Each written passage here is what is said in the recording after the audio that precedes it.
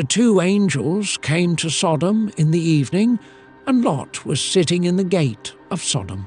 When Lot saw them, he rose to meet them and bowed himself with his face to the earth and said, "My lords, please turn aside to your servant's house and spend the night and wash your feet. Then you may rise up early and go on your way." They said, "No, we will spend the night in the town square." But he pressed them strongly, so they turned aside to him and entered his house. And he made them a feast and baked unleavened bread, and they ate. But before they lay down, the men of the city, the men of Sodom, both young and old, all the people to the last man, surrounded the house. And they called to Lot, "Where are the men who came to you tonight? Bring them out to us, that we may know them." Lot went out to the men at the entrance, shut the door after him, and said, "I beg you, my brothers, do not act so wickedly. Behold, I have 2 daughters who have not known any man. Let me bring them out to you, and do to them as you please. Only do nothing to these men, for they have come under the shelter of my roof." But they said, "Stand back." And they said, "This fellow came to sojourn, and he has become the judge. Now we will deal worse with you than with them." Then they pressed hard against the man Lot, and drew near to break the door down. But the men reached out their hands and brought Lot into the house with them, and shut the door. And they struck with blindness the men who were at the entrance of the house, both small and great, so that they wore themselves out groping for the door. Then the men said to Lot, "Have you anyone else here? Sons-in-law, sons, daughters, or anyone you have in the city? Bring them out of the place, for we are about to destroy this place, because the outcry against its people has become great before the Lord, and the Lord has sent us to destroy it." So Lot went out and said to his sons-in-law, who were to marry his daughters, "Up, get out of this place, for the Lord is about to destroy the city." But he seemed to his sons-in-law to be jesting. As morning dawned, the angels urged Lot, saying, "Up, take your wife and your 2 daughters who are here, lest you be swept away in the punishment of the city." But he lingered. So the men seized him and his wife and his 2 daughters by the hand, the Lord being merciful to him, and they brought him out and set him outside the city. And as they brought them out, one said, "Escape for your life. Do not look back or stop anywhere in the valley. Escape to the hills, lest you be swept away." And Lot said to them, "Oh no, my lords.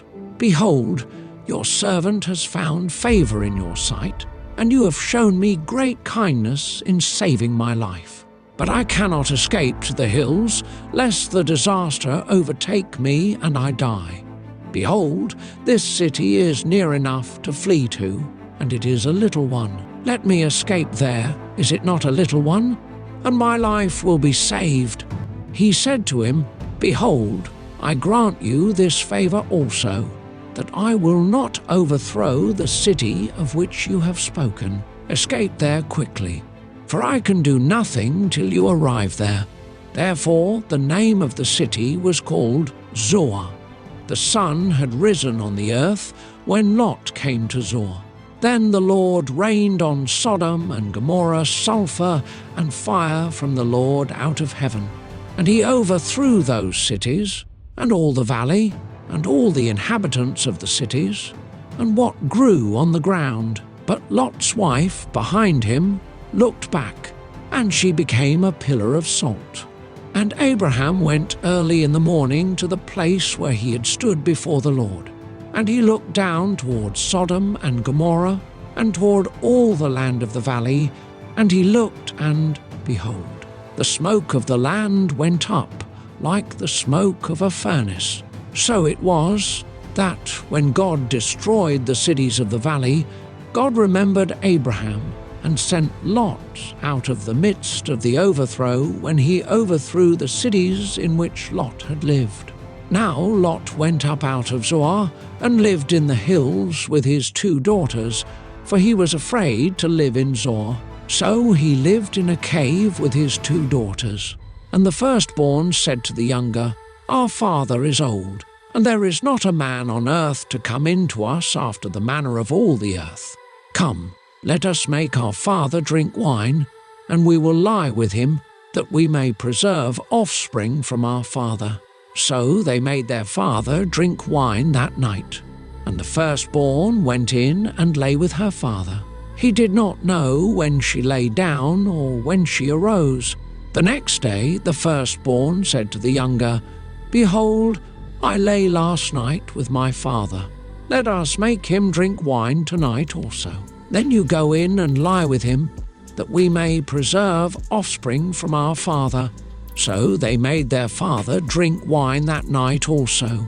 And the younger arose and lay with him, and he did not know when she lay down or when she arose. Thus both the daughters of Lot became pregnant by their father. The firstborn bore a son and called his name Moab. He is the father of the Moabites to this day. The younger also bore a son and called his name Ben-Ammi. He is the father of the Ammonites to this day. All right, we continue our journey from Genesis 1 to Revelation 22, doing a chapter a day.